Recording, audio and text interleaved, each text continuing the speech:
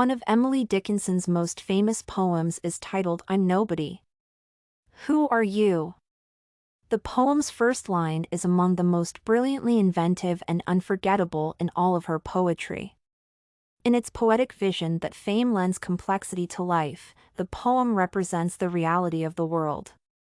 The poem reassures readers that their introverted tendencies are acceptable. It is the author's contention that a solitary lifestyle has its own set of advantages. This poem is one of many by Dickinson that questions the value of fame and highlights the importance of personal space. The poet introduces herself to the reader as a nobody, presumably until she discovers to her delight that the reader is likewise a nobody. The symbol described in line 6 as like a frog might be likened to a somebody because it is a personification, referring to fame.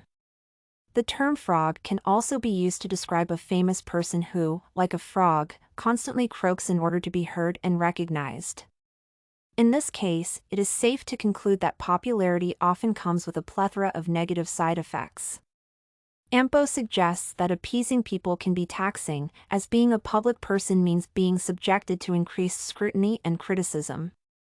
Actually, there is a risk of less personal space as one becomes renowned.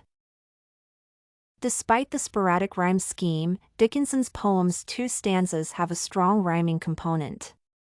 In this context, to more closely refers to the preceding you than it does to know, hence the two words only half rhyme. The unusual rhyme scheme of the opening stanza makes it plausible that the poem is intended to be ironic. I'm nobody. Who are you? Has stanzas that are quite Dickinson style, with their slack iambic trimeter and casual fourth stress lines. She employs rhythmic dashes to split up the pace and ensure that the poem adheres to an ABCB rhyme scheme. Biographical theory criticism. The poem's substance can be comfortably attributed to Emily Dickinson's own life, ideas, and beliefs. Understanding poetry requires assuming her worldview and values. There are hints in Dickinson's biography that indicate her disappointment about the unacceptance of her writings for publication. Dickinson became a recluse as a result of this. After 1865, Dickinson's literary productivity decreased significantly, and she retreated from public life more and more throughout the 1860s. Especially with those who doubt her literary abilities, Dickinson uses pseudonyms and often writes about the subject of anonymity.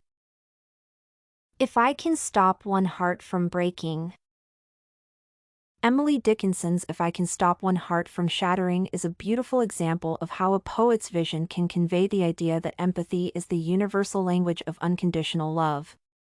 Since the poet's speaker offers assistance in a number of ways, including in some situations to enhance her own life, this is a sacrificial message of one's wish to serve. As she reiterates her genuine explanation that providing this help will prevent her life from being in vain, the reader can understand that her primary motivation for giving these minutes of aid is to improve her own life, which may look like a selfless attitude. Dickinson employs strong imagery to make the reader experience what she is communicating. Her use of natural imagery in the opening 3 lines effectively conveys the author's thoughts of profound loss. A fainting robin can make a reader feel genuine compassion. Cool one pain in the 4th line is a good indication of the tactile imagery. This visual alludes to the broader metaphor of a person's physical suffering. The person speaking expresses a desire to cool or alleviate their bodily discomfort. A fainting robin being returned to its nest is a vivid image that might convey the speaker's feelings of accomplishment at having helped the animal. This poem is in 2 stanzas and has a haphazard rhyme system throughout. Dickinson wishes that she could prevent someone's heartbreak. A person's heart might be broken by the end of a relationship, the loss of a loved one, or any number of other common experiences. If I can ease one life the aching or cool one pain, she restates her original point in these 2 lines. Hence, she hopes to ease the suffering of at least one individual. I shall not live in vain is echoed once more as the poem concludes. According to Dickinson, one's existence has greater value if one is motivated by altruism. Considering Dickinson used to care for her sick mother when she was young, the poem's poetic imagery is reflective of the occurrence in Dickinson's life, in which her mother suffered from acute pneumonia. Dickinson learned the futility of suffering while caring for her sick mother. According to Ampo, throughout the Romantic movement, many Americans held the view that a person's moral character was a direct result of their upbringing. The world is full of sorrow, pain, and aching, the poem argues, making sadness and difficulty virtually inevitable. From Dickinson's background and life experiences, we can infer that the narrator of the poem is mindful of the difficulties that life might present. You can find this and many other essay samples on our website studycorgi.com.